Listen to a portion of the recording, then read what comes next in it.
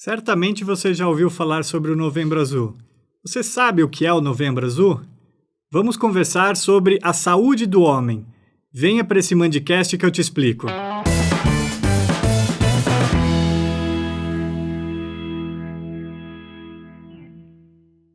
Olá pessoal, sejam bem-vindos a mais um episódio aqui do Mandicast. O Mandicast é aqui o canal do YouTube da Faculdade São Leopoldo Mandic, onde nós passamos informações voltadas para a população que queira saber mais informações sobre odontologia.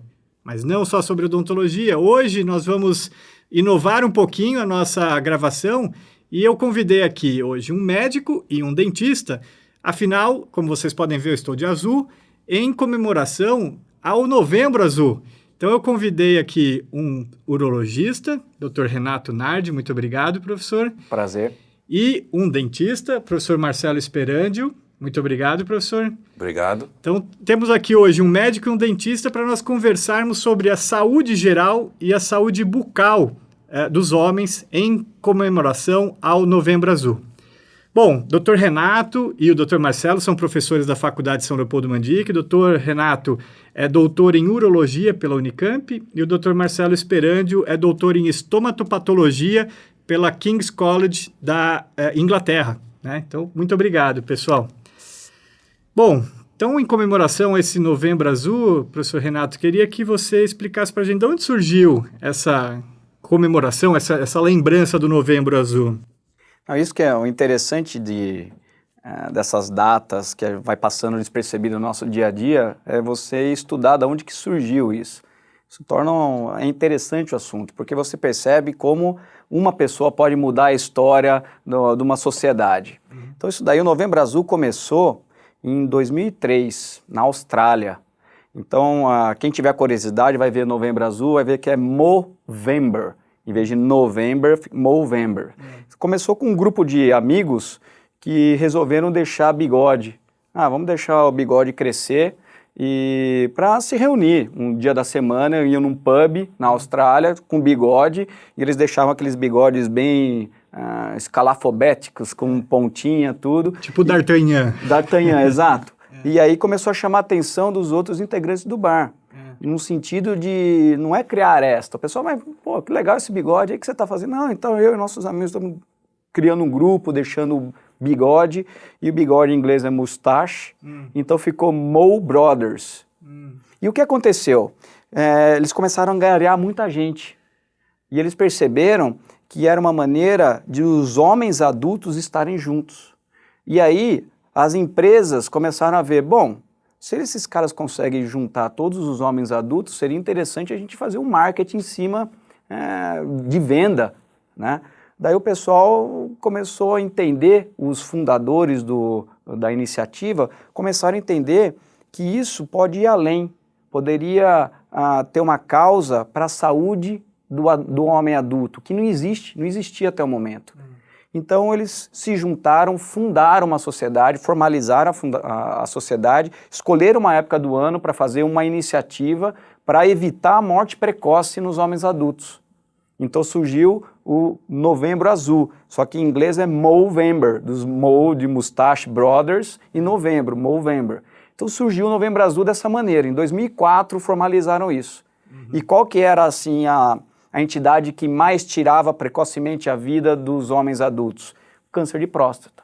Então o câncer de próstata virou a bandeira, só que a bandeira não é câncer de próstata somente, é a saúde do homem. É isso que é o interessante, que a gente tem que deixar claro que não é só Novembro Azul, próstata. A próstata é o principal representante, mas na verdade é na saúde do homem adulto em geral. Isso se reflete na saúde Sim, bucal também. Inclusive se você der uma passeadinha ali pelas redes sociais, você vai ver bastante gente, o que mostra lá o dia zero do mustache. No dia 1º de novembro eles fazem um selfie, né, para mostrar como é que o negócio vai evoluindo. E aí isso cria um ambiente propício para fazer a divulgação dessa causa, né? Tá. Que aí, como o professor Renato disse, que a de saúde do homem inclui a saúde bucal também. Claro Perfeito. Que a próstata é mais importante, mas inclui a saúde bucal. Sem dúvida. Bacana, eu não sabia disso. Então é mustache, então. Mustache. Preciso deixar o meu da próxima, então. E você tocou aí no assunto de que a próstata é o principal. O que é a próstata? Vamos para a gente dar um giro aí para os nossos assinantes. A próstata é uma glândula que faz parte do trato genital masculino, ponto. E ela chama próstata porque ela está na frente da bexiga. Então, próstata vem alguma coisa que está à frente. Esse é o nome próstata, né? A semântica do negócio. Mas, enfim, ela faz parte do trato genital. Do trato urinário, ela também faz parte pela posição que ela está.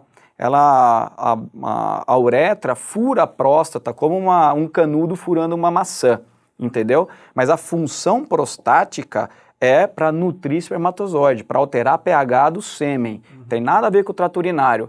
O que ela se relaciona com o trato urinário é a posição anatômica, que a uretra passa no meio. E aí que está o nosso problema, porque quando a próstata cresce, pode estrangular a uretra e o cara não conseguir urinar direito. Então, assim, a próstata faz parte do órgão reprodutor masculino, não é vital, uma pessoa pode viver sem, mas ela faz parte do trato urinário por uma questão anatômica meramente, ponto. Entendi. E, então, os sintomas de alguma anomalia, acho que um dos primeiros você já disse que seria esse crescimento e o estrangulamento urinário. Quais outros sintomas que pode aparecer? Aí que tá, a próstata, o sintoma que realmente que tem que chamar atenção é o indivíduo que chega um momento da vida, geralmente depois dos 45 anos, começa a notar que está com esvaziamento vesical alterado. O que é isso? Está indo mais no banheiro, o jato mudou, em vez de ser um jato mais rápido, mais grosso, agora ele fica mais tempo, o jato está caindo mais perto, acorda à noite para urinar, esvazia mal a bexiga, vai no banheiro, volta do banheiro com a sensação de que sobrou alguma coisa na bexiga. Então o cara começa a mudar a dinâmica de esvaziamento da bexiga, certo? Principalmente pela essa questão não só do estrangulamento da próstata que cresce, como também do próprio estroma da próstata exercendo um tônus na uretra. Ele esvazia mal. Isso é o carro-chefe de sintoma prostático, né? Que pode ser por uma série de coisas. Mas, para não ficar uma coisa muito específica, a próstata geralmente cursa com sintomas de esvaziamento vesical, ponto. E o câncer geralmente não tem nada a ver com isso. Porque o câncer é mais periférico, não é no centro da próstata. Entendi, mas aí não tem nenhum sintoma, necessariamente não tem um sintoma. Isso que é o ruim do câncer da próstata. Até ele manifestar sintoma devido ao câncer, a doença com certeza já está num grau mais avançado. Que a doença prostática ela é silenciosa. Por isso que o câncer de próstata ainda mata muito. Porque ele é silencioso e quando começa a dar sintoma, geralmente é uma invasão local grande ou já está disseminado. Porque o câncer de próstata inicial geralmente é assintomático. Interessante, mas então a hiperplasia prostática, assim, que é só o aumento da glândula, não é um marcador de risco não é. Transformação maligna, vamos dizer? Não é. Isso é uma pergunta essencial, diferenciar. Então, assim, o crescimento prostático benigno acomete 80% de nós homens. De 10 andando na rua, depois dos 45, 8 vão ter crescimento benigno. Isso não quer dizer que todos eles vão cursar com câncer de próstata. E também não quer dizer que todos eles vão ter sintomas. 50% desse pessoal pode ter sintoma de esvaziamento vesical. Mas o câncer passa batido nisso, porque o câncer é mais periférico, ele está quietinho ali. Ele incide pra caramba. Ele é bem prevalente. É o câncer de parênquima, tirando não pele, é o mais incidente, é o mais prevalente na população. Mas... O esvaziamento vesical que você diz é quando sai esperma sem... Não, o esvaziamento vesical é o cara que vai fazer xixi e não está feliz. Ah, tá. O cara ele urina mal, intervalos curtos, daqui, a gente tem uma reunião em São Paulo hoje, a gente vai pegar 1h40 de carro, o cara precisa parar para urinar, intervalos menores que 2 horas, tem urgência, jato fraco, acorda à noite. Tá. E com relação à odontologia, existe alguma diferença na saúde bucal entre homens e mulheres? Sim, na verdade as doenças são as mesmas, né? A maior diferença é o fato de o tempo que o homem leva para até procurar uma assistência. Então a gente costuma dizer que o homem demora para ir procurar a ajuda do médico, do dentista, e isso é que faz a diferença, na verdade, em várias situações que a gente vê, por exemplo, no aparecimento de doença periodontal, de cárie, inclusive, e mais importante ainda, do câncer de boca, que também é uma doença predominantemente masculina. O homem tem essa resistência em procurar tanto o médico como o dentista, Sim, né? isso é cientificamente comprovado, não é só história a impressão que eu tenho porque disso ou daquilo. Por isso o Novembro Azul. Exato. Isso é interessante. Ele não procura uma série de motivos que a gente pode elucubrar, né? Mas é o seguinte, o interessante é que depois dos 14 anos de idade, o pediatra deixa de ter função na vida do homem. E aí, quem é o médico dele? A mulher não, a menina, ela vai no gineco, o gineco vira, né? E o homem, e aí, quem que é o médico do homem? Não tem esse acompanhamento. Daí tem um nicho no mercado aí. Então. Tem um nicho no mercado bom. E daí, que é nosso, do urologista. Mas o interessante é isso, é que você deixa de ter uma referência para a saúde masculina, como é o ginecologista para feminino. Mas pegando, hoje em dia, com essa conscientização um pouco maior, por mais que tenhamos um gap, vamos dizer assim, entre os 14 anos e os 40 anos, de não ter um ginecologista como a mulher tem, que faz um acompanhamento anual. O homem, ele tem procurado mais urologista, mais ou menos a partir dos 40, pelo menos, ou também ainda não? Deveria ser melhor? Olha, assim, dependendo do grau de consciência da população.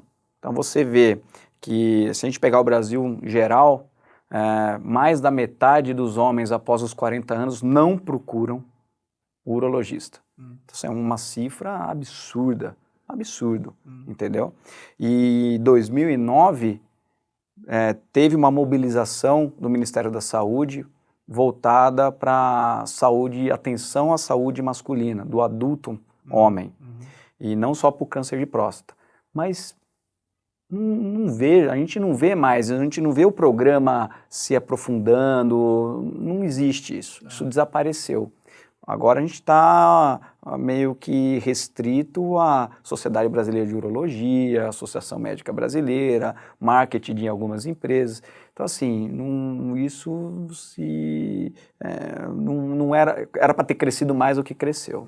Entendeu? Eu posso fazer uma pergunta? Claro. Né? É que quando a gente estava falando ainda daquele assunto anterior sobre a hiperplasia da próstata, e tem muitas pessoas que acreditam que não precisa ir ao urologista, você pode fazer um exame de sangue. Eu não tenho certeza, mas eu ouvi dizer que a hiperplasia propriamente dita já aumenta alguns marcadores, por exemplo, o PSA. Exato. Pô, isso é sensacional, que dá pra gente conversar horas. Porque o PSA, se a gente entender o que é o PSA significa Prostate Specific Antigen. Não está falando que é câncer de próstata específico. É um antígeno, é uma proteína que vem da próstata. Tudo que você pode fazer para jogar mais PSA na corrente sanguínea para ser detectado, todas as entidades aumentam o PSA. Então, inflamação aumenta, andar de bicicleta, traumas consecutivos aumenta, você pode ter câncer de próstata aumenta, prostatite aumenta, hiperplasia benigna, atrofia, tudo isso aumenta com o PSA. Então é um marcador não muito específico. É um marcador não muito específico. A gente não tem um marcador sensacional para câncer de próstata. O PSA, ele é um marcador ok. E é o que a gente tem na mão. Por isso que o toque faz parte do exame físico, é obrigatório o exame de toque, e ele acrescenta, porque uma próstata que cresce benigna é diferente de uma próstata que cresce com PSA que aumenta, por exemplo, por uma neoplasia, por um câncer, que é a diferença de uma próstata inflamada. E aí você vai tendo um pouco mais de ideia do que está causando o aumento do PSA. Então, o PSA não é igual ao câncer de próstata.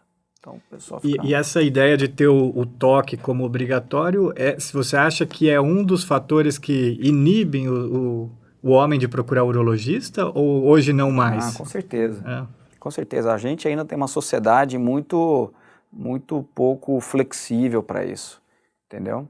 Então, assim, voltando àquela sua questão, depende do grau de capacidade de absorver isso. Tem muita gente ainda muito machista, com alguns dogmas bobos, entendeu? Então, assim, que isso afasta o indivíduo.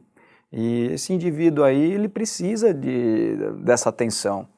Agora, tem o pessoal mais mais novo, um pessoal que começa a ter mais acesso à informação, esses indivíduos começam a ficar mais flexíveis, e daí aumenta o número de indivíduos que procuram espontaneamente o check-up da próstata, assim que eles falam, né?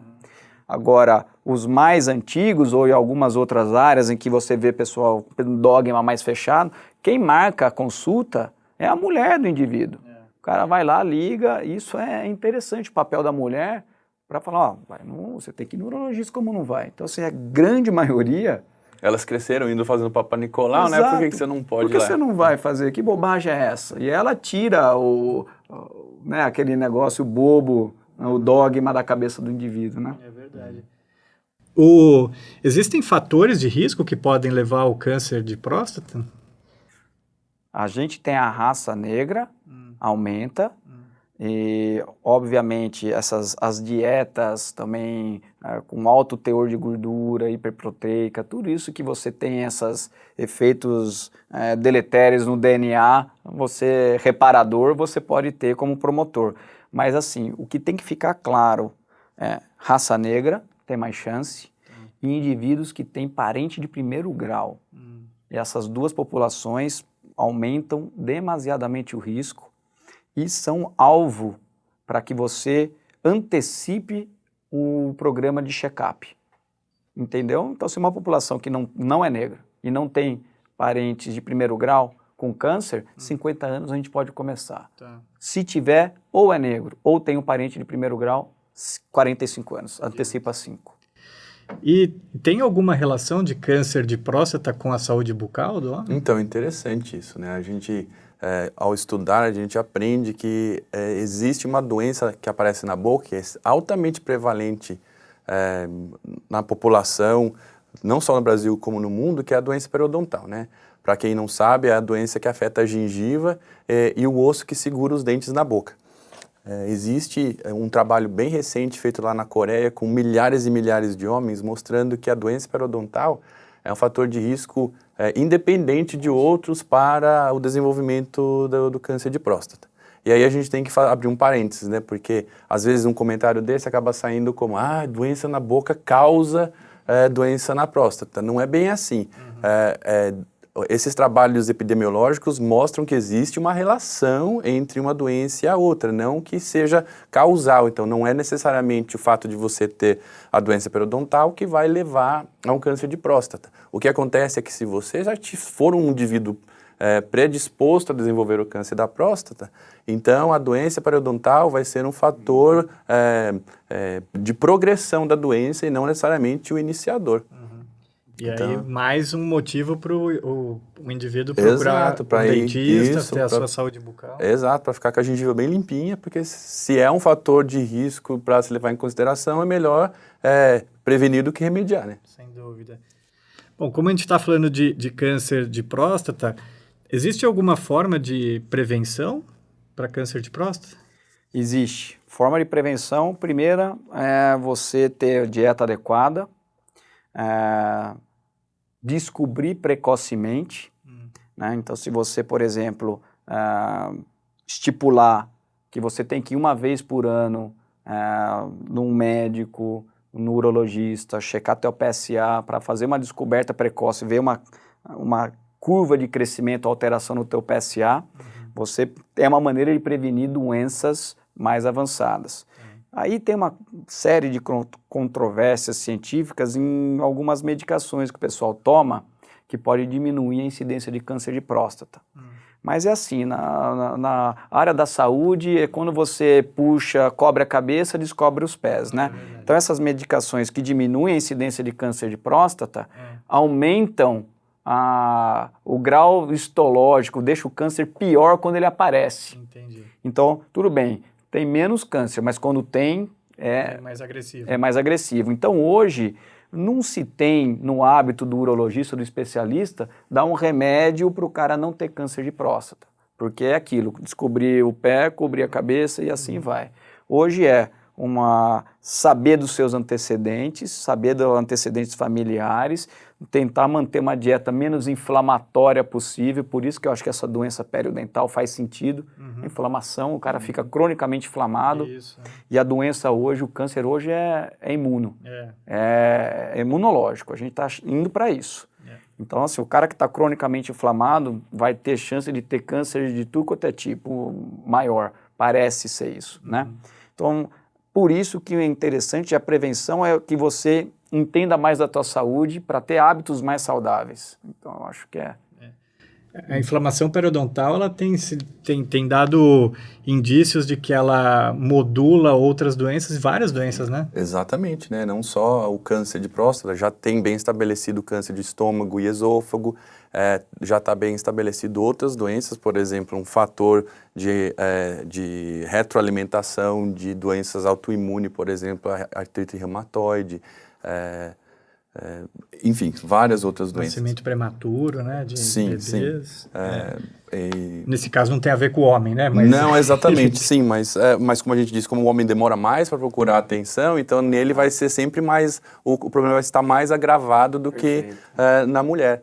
E aproveitando a deixa ali dos fatores de risco, né, a gente disse que para todas essas doenças que a gente levantou, tem 3 fatores de riscos muito importantes, tanto no aparecimento de doenças crônicas, no homem especialmente, quanto para as doenças que aparecem na boca. Por exemplo, se você pensar, as doenças que mais matam hoje em dia, doença cardiovascular, diabetes e câncer, quais são os fatores de risco para eles? Nós temos lá o consumo excessivo e frequente de alimentos com alto teor de carboidrato.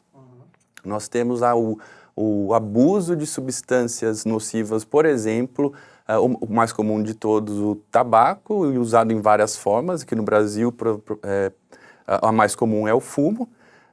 E por fim...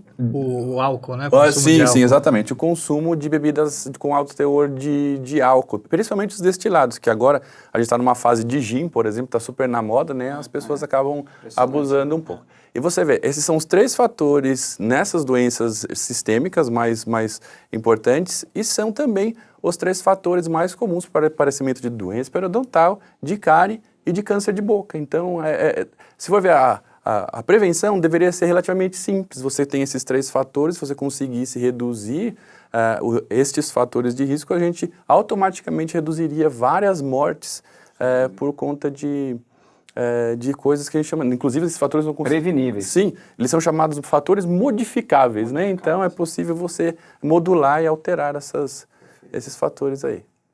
Muito bom. Nós estamos falando aqui hoje sobre o Novembro Azul, sobre a saúde do homem aqui com o professor Renato e o professor Marcelo, um médico, urologista e um cirurgião dentista. Se você quer saber mais sobre isso, continue nos assistindo e assine o canal da São Leopoldo Mandic. Caso tenha dúvidas também, sugestões, podem enviar aqui mensagens para os doutores que eles responderão. Renato, a gente está falando aí da próstata, do câncer de próstata, como você disse no começo, que não é o único fator da saúde do homem, mas é um dos mais, nesse momento do Novembro Azul, é o que mais chama atenção, né? E uma das coisas que tem sobre o câncer de próstata, ou talvez uma próstata aumentada, é quando você precisa fazer uma cirurgia nesse paciente e isso causa algumas alterações fisiológicas no homem também. Exato. Como é que está hoje em dia isso? Isso que é interessante, que tudo a evolução tecnológica na área cirúrgica, independente em ferramentas, em procedimentos médicos. O que a gente vive hoje é uma transformação tecnológica sensacional. Sim. Então, assim, isso demanda de nós profissionais estar sempre reciclando, né? Claro. Então, vamos lá. Descobrimos um câncer de próstata localizado na próstata. Então, a gente fez o acompanhamento desse paciente, a gente descobriu cedo, vimos que é uma doença que se a gente não fazer nada, ela vai progredir, vai causar sintomas no paciente, então a gente precisa tratar. Uhum. E aí tem uma série de tratamentos para câncer de próstata. A gente pode fazer radioterapia, que é irradiar essa glândula, ou seja, não é um procedimento que exige cirurgia, você faz queima a próstata com um raio-x, né? E hoje você tem uma série de instrumentos que conseguem localizar a radioterapia somente à próstata, evitando irradiar outros órgãos vizinhos, diminuindo o efeito adverso, né? Mas o que a gente vê, ainda mais como cirurgião? O cirurgião vai puxar a brasa para a sardinha da cirurgia, né? Então a gente vê que os acompanhamentos há mais tempo, então esses indivíduos, quando a gente consegue observar mais tempo, tem menos recorrência do câncer quem opera. Certo? E aí falando de cirurgia. Cirurgia você tem desde a aberta, convencional, até a cirurgia assistida por robô. Certo? Essa é a evolução tecnológica. O que todas elas têm? Elas estão mexendo numa área que tem um músculo que chama esfíncter. Esse esfíncter, ele vai manter o indivíduo ou não continente. Então o esfíncter urinário, depois que o indivíduo vai lá, esvazia a bexiga, o esfíncter aumenta o tônus dele, ele para de perder urina. Quando você está mexendo na cirurgia, você pode ter uma lesão do esfíncter, causando incontinência. Além disso, você pode mexer no nervo, que é o nervo da ereção, que todo homem se impela de medo. Então, às vezes o indivíduo está com um diagnóstico de câncer, está para operar, está preocupado se vai ter ereção pós. Então, culturalmente, isso para nós é muito importante. E cai naquele dogma. Sim. Da mesmo dogma que o cara não faz exame de próstata, é como que eu não tenho potência, entendeu? Sim. Mas enfim, tem 2 nervinhos que passam na parede posterolateral da próstata, que quando você tira a próstata, você pode lesar o nervo. E aí, nervo lesado, a gente conhece bem o que acontece, né? Ele não se regenera e o indivíduo evolui com disfunção erétil, né? E uma série de outras complicações cirúrgicas em geral. Mas essas duas, que é a incontinência e a impotência, realmente deixam o pessoal de cabelo em pé, né? Diferentes técnicas, a gente sabe que algumas impactam um pouco mais, um pouco menos, mas em geral, o perfil oncológico, ou seja, a cura que você vai promover cirúrgica ao paciente não tem diferença entre as técnicas. Se ele vai ficar incontinente, se ele vai ficar, depende muito mais de uma técnica que o cirurgião aplica bem do que realmente a técnica em si, entendeu? Então hoje o que a gente sabe, que técnicas menos invasivas como laparoscopia e cirurgia videolaparoscópica assistida por robô, o indivíduo fica 24 horas internado, às vezes nem isso, opera de manhã, vai embora à noite. Uma cirurgia aberta ele fica 2 dias. O indivíduo fica numa cirurgia aberta 10 dias de sonda, numa outra fica 5. Ou seja, a recuperação, o grau cirúrgico de invasão, o trauma cirúrgico é muito menor em uma. Então ganha-se muito desse lado de conforto. Mas em termos de complicações e resultado oncológico, mesma coisa. Comparável tranquilamente com cirurgia aberta. Na boca o negócio é muito mais simples do que isso, né? Eu costumo dizer ali para os alunos que é a cavidade mais fácil de se examinar no corpo, né? Porque tudo que você precisa é pedir para o indivíduo abrir a boca, não precisa de espéculo, não precisa de nada. Então não existe muita desculpa para o cara não examinar direito, olhar as regiões de maior risco. Por exemplo, no caso do câncer de boca, a gente dá uma atenção especial às bordas da língua e naquela região abaixo da língua, que são regiões de altíssimo risco para desenvolver câncer, especialmente se o paciente tem aqueles fatores de risco que a gente discutiu. E no caso de ter lesões suspeitas, elas devem ser biopsiadas o mais brevemente possível para a gente manter aquela ideia do diagnóstico precoce, que é o que faz toda a diferença nesse caso, porque quando o homem, que é mais difícil de procurar atenção, chega com um diagnóstico, ele vai geralmente estar avançado, e daí a gente sabe que a sobrevida destes casos mais avançados é menos de 50% em 5 anos. Então, não é uma doença boa de você receber o diagnóstico, mas se for em estágios precoces, a cura é instantânea. Só a cirurgia. Só a cirurgia, só a própria biópsia às vezes resolve o problema. É verdade, né? O exame físico da cavidade oral é muito simples. É banal, é banal. Mas assim, isso que é interessante, o exame da próstata é banal, assim, é uma coisa que é muito fácil de ser feita, dura 10 segundos de exame, entendeu? É uma coisa, uma barreira cultural incompreensível, né? assim, para mim, que sou especialista nisso, faço isso diariamente no consultório, é um negócio assim, faz parte do exame físico, é como abrir a boca, entendeu? Mas assim, o problema é a questão da barreira, do grau de invasão no homem, entendeu? Que é uma bobagem, né? Eu vi um trabalho interessante a respeito disso, de fato, que tem, embora existem as 3 cavidades que são as consideradas mais íntimas, então seria a genitália feminina, a região anal e também a boca. Então as pessoas têm, principalmente o homem, tem um problema de ser invadido, vamos dizer, nesse sentido. Então, para examinar a boca, você vai ter que botar o dedo lá. Se você tiver que fazer um exame retal, vai ter que botar o dedo lá. Então existe você está invadindo o meu espaço pessoal aqui e eu tenho um problema com isso. E é uma coisa assim, de qualquer programa de educação que fica lá batendo, que isso daí olha, tem que ser feito, previne, é bom, fica martelando que isso faz parte do exame físico, de uma conversa, vai diminuindo a distância, né, do exame àquela pessoa. Então, acho que é um problema de educação mesmo. Exatamente. Sem dúvida, quebra dos tabus, né? Exatamente. Bom, pessoal, estamos falando aqui sobre o Novembro Azul. Não se esqueçam de dar um like aí no nosso vídeo e de assinar o canal para continuar assistindo sempre.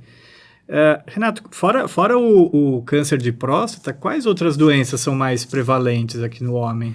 Bom, aí que tá. Lembra daquele indivíduo de 14 anos que deixou de ir no pediatra e agora está à deriva?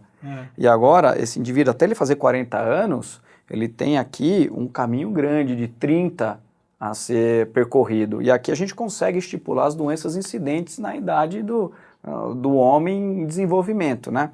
Então, por exemplo, um jovem até os 30 anos, câncer de testículo é o câncer mais frequente que tem nessa faixa etária. Câncer de testículo, palpação, identificar nódulo, saber quando está aumentando o volume, isso passa despercebido. Eu vejo câncer de testículo em graus avançados que o indivíduo vai porque ele está com um volume tão grande que... Não tem mais como... mas aquilo não cresceu de um dia para o outro, entendeu? É justamente quem que vê isso, onde eu vou com isso. Então assim, tem câncer de testículo, tem um indivíduo que está se iniciando na vida sexual, e aí é problema, porque ninguém fala de paternidade, ninguém fala, olha, o que é ser pai, como você evita ter filho... o cara pode ter um início na vida sexual que faz com que ele tenha problemas, disfunções sexuais futuras, entendeu? Todas elas, desde o indivíduo ter ejaculação precoce, doenças de ereção, infecções sexualmente transmissíveis, pelo amor de Deus. Então esses indivíduos aqui, dependendo da idade, da faixa etária dele, tem uma doença prevalente, que não tem o indivíduo para orientar. É aí que mora a educação de se fazer um Novembro Azul, não só para o indivíduo de 50, 45 anos, mas para o homem em geral, de procurar atenção médica, urológica, dizendo o seguinte, olha, o que você deve saber nessa fase da tua vida? Quais são as suas dúvidas? Então tem desde questão sexual, tem questões de câncer numa faixa etária mais jovem, pedra nos rins no indivíduo de terceira e quarta década, muito prevalente, 12% da população tem cálculo renal, entendeu? Assim, então, assim, é impressionante como tem que ter um sistema que você consiga orientar essas pessoas o que fazer. E daí, quando chega na quarta, quinta década de vida, tá fácil. Aí vem as questões da próstata, que todo mundo conhece, mas até lá tem essas doenças. Suicídio, aí vai. Então, por isso que é a saúde do homem, o Novembro Azul, não é a saúde da próstata. E foi criada como saúde do homem. Prevenção de morte precoce em homem. Eles tinham até 2030 reduzir em 1/4 o número de mortes precoces. E aí, o câncer de próstata roubou a cena. Entendi. É que quando a gente fala câncer, né, professor Marcelo, câncer é uma palavra que dá uma conotação assim de quase morte, né? Sim. E tem vários desses cânceres que eles acabam, às vezes, como o homem, enfim, a pessoa que está ali com aquela doença, ela não procura assistência, ela às vezes, muitas vezes, dá metástase na boca, né? Exato, exato. A gente vê aqui, inclusive na nossa escola, alguns casos, felizmente isso é raro, mas acontece. A gente já teve alguns relatos de câncer de próstata que foi descoberto pela boca, que apareceu uma metástase. Isso geralmente acontece lá na região atrás do dente do siso, é uma área predileta de metástase da próstata, e pode acontecer. Na mandíbula? Isso, né? Mas aproveitando o gancho daqueles rapazes de 14 anos até os seus problemas de próstata, Deus sabe, né, em que lugares aquelas bocas passaram. Então, a gente está mostrando que várias situações que expõem a pessoa ao risco devem ser acompanhadas, inclusive no caso da mulher, como ela vai ao ginecologista sempre, então essas coisas são detectadas de maneira precoce, e no homem ela vai passando batida até que o negócio fica feio. E ele tenta resolver sozinho.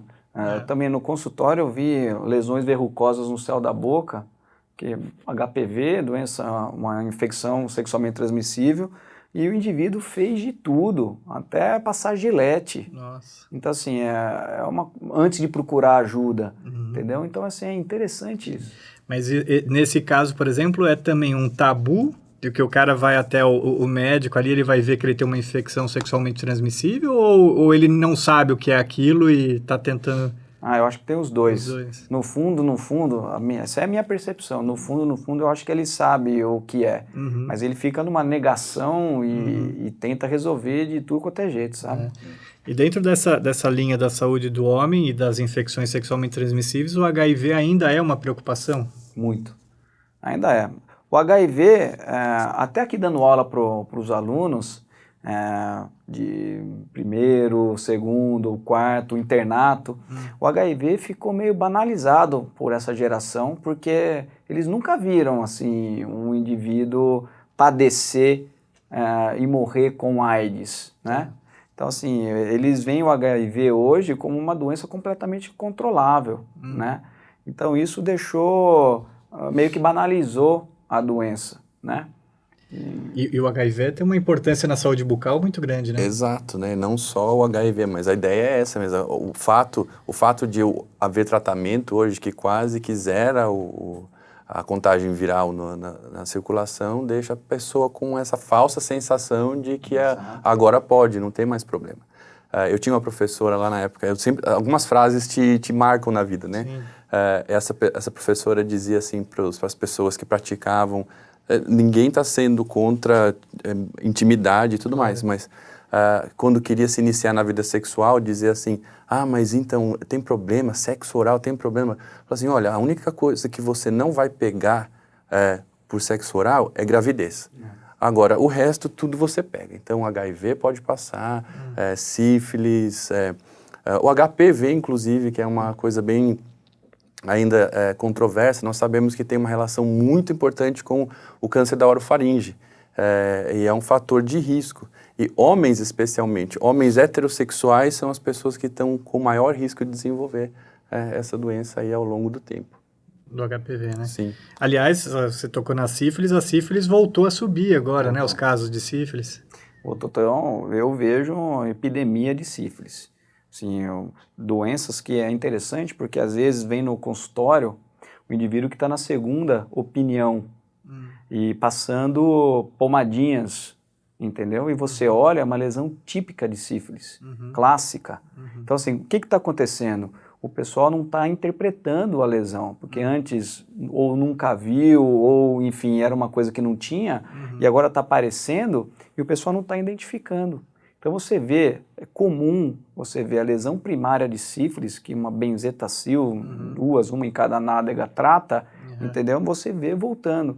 É isso, parece que a infecção sexualmente transmissível, agora saindo aquelas descontroladas, né? Aquelas que você não conseguia controlar do jogo, banalizou, voltou a ter muito sífilis. Eu vejo uretrite gonocóxica, não gonocóxica, lesões de herpes, lesões de HPV. Eu imagino que deve ser uma natureza parecida entre o odonto e médico. Então eu não sei se é o mesmo caso, mas a gente anda notando, inclusive, que o aumento de sífilis na cavidade oral mais frequente em pacientes mais idosos, inclusive. A partir dos 60 anos, a gente está vendo um crescimento desconhecido anteriormente no passado. Então, mas é só na terceira idade? Ou... Não, tá aumentando em tudo, mas interessante que essa faixa etária está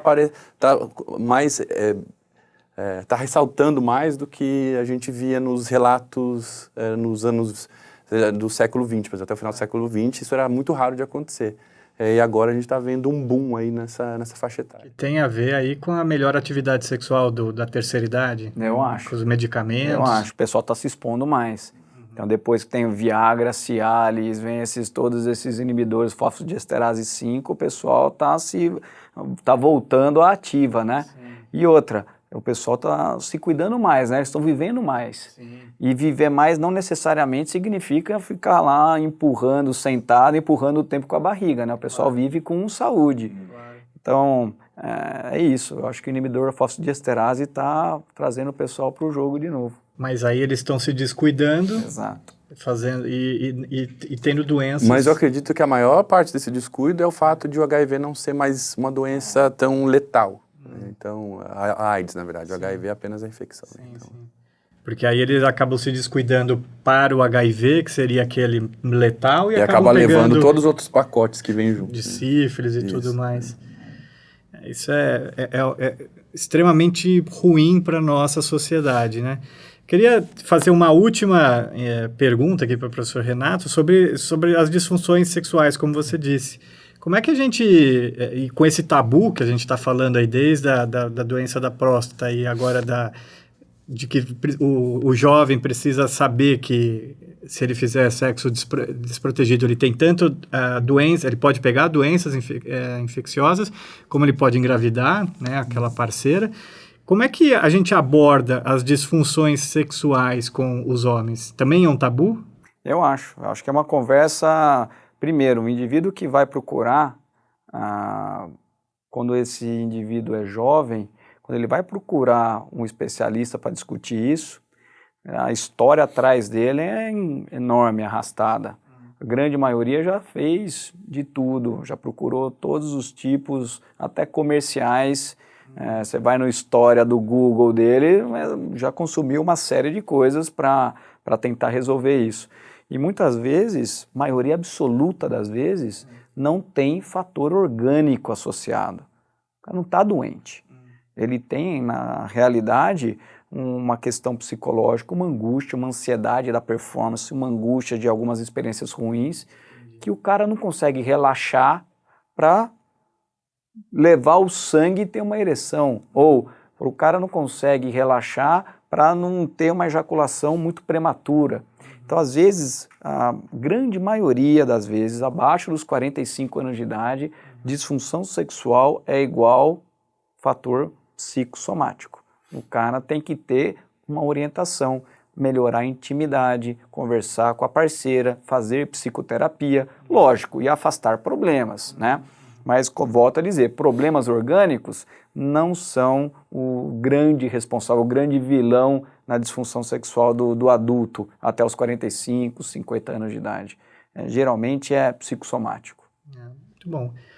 Bom, pessoal, hoje nós fizemos aqui uma conversa muito bacana aqui com o professor Renato, médico urologista, o professor Marcelo, aqui estomatologista, cirurgião dentista, em função do Novembro Azul.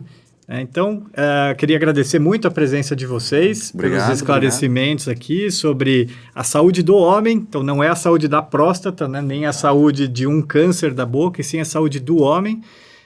E se você gostou, deixa aí um like no nosso vídeo, se inscreve no canal da São Leopoldo Mandic, para você continuar assistindo aos Mandicasts. Um abraço e até a próxima.